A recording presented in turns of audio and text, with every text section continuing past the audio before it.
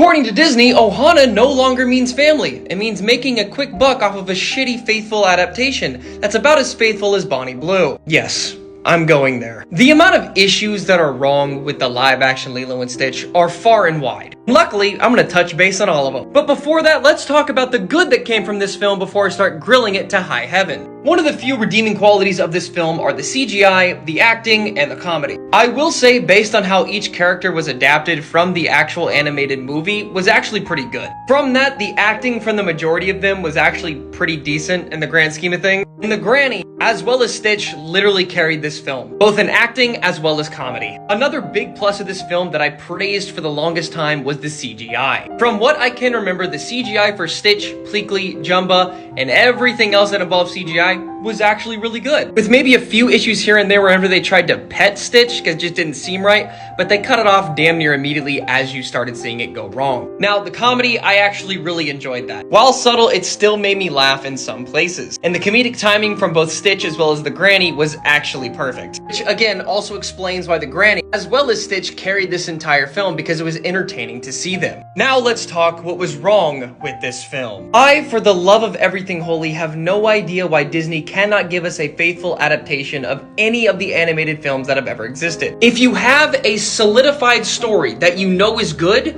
why don't you use that? You can't call it a faithful adaptation if you're changing the story. That is the exact opposite of calling it a faithful adaptation, let alone an adaptation in general. Y'all know why the live-action One Piece did so good? It's because they followed the damn script.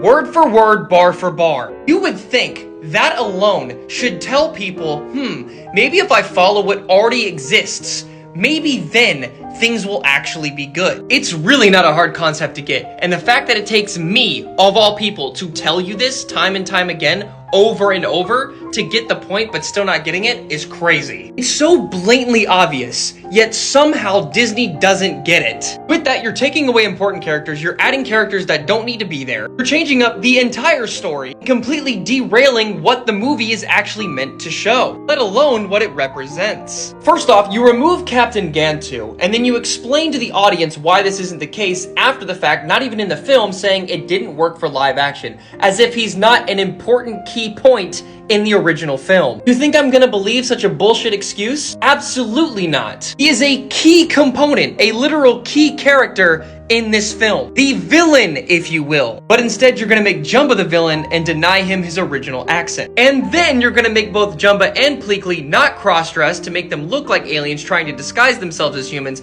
but literally make them humans as a disguise. I shouldn't have to say it because it's obvious. This shit never happened. Already off the jump with the obvious issues. Why would you do that? And then to make matters worse, you're gonna make Nani lose Lilo to Child Protective Services so you can go to college. Wasn't the whole premise you trying to find a job? And granted, you kind of sorta did, but in the grand scheme of things, that was barely even there. You had like a little montage here and there, and then that was it. And then at the very end of the film, there was no mention of Stitch getting any adoption papers whatsoever. I know you're gonna say, oh, that's small, so it doesn't matter. A lot of these things are small, but it adds up in the long run. It's literally one thing after another, and trust me, it piles up. As if what I've said before hasn't already justified how screwy this entire live action was. Also, where the hell was the space fight? That never happened. Look, I could keep going, but in all honesty, there's no real reason why these decisions were made. It's all arbitrary. Nani in the original animated movie seems way more mature than the one that we saw in the live action. And the ideology of her becoming a parental figure as well as a sister hit more emotionally in the animated series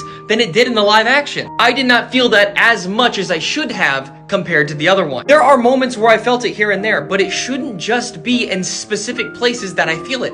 It should be the entire way through. This entire film is supposed to be about realizing the magnitude of the situation at hand. A broken family learning to mature and embracing individuality. The animated film is about humans and aliens coming together to become a family, embracing one another to be a family. I didn't feel any of that in this live action. What you all don't seem to understand is these small things, removing them, causes major implications and ramifications within a film such as this. That's why it did not resonate well with fans, let alone the critics. The moment you all realize that, the better off we'll be, and Disney needs to learn their lesson. When you say you're going to make a faithful adaptation, you need to mean it, because this was nowhere close. And I know I said I'd rate it 3 stars, but it's 2.5 out of 5. There is more bad in this film than there is good, and I'm mad to say that because I hyped this entire film up for the longest time just to be presented with what I got.